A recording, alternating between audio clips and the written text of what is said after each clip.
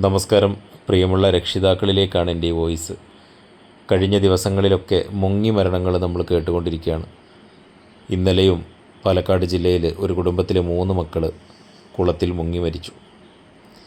പ്രിയപ്പെട്ട രക്ഷിതാക്കൾ ശ്രദ്ധിക്കണം. നമ്മുടെ മക്കൾ ഈ വെക്കേഷൻ സമയത്ത്, പ്രത്യേകിച്ച് മദ്രസയൊന്നുമില്ലാത്ത ദിവസങ്ങളിൽ ബന്ധു വീടുകളിലേക്കൊക്കെ വിരുന്നിന് പോകുന്ന ഒരു സാഹചര്യമുണ്ട്.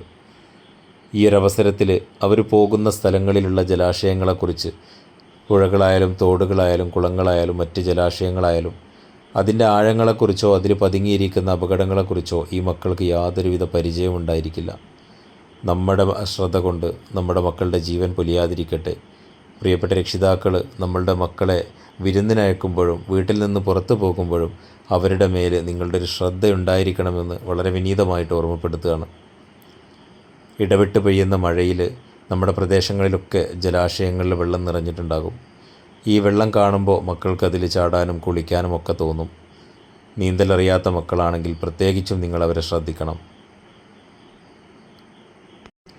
ഇനിയും നമുക്ക് മുമ്പിൽ അപകടങ്ങളില്ലാതിരിക്കാൻ വേണ്ടി നമ്മളൊക്കെ വളരെയധികം ജാഗ്രതയോടുകൂടി നമ്മളെ മക്കളെ ശ്രദ്ധിക്കണമെന്നൊരിക്കൽ കൂടി ഓർമ്മപ്പെടുത്തുകയാണ്.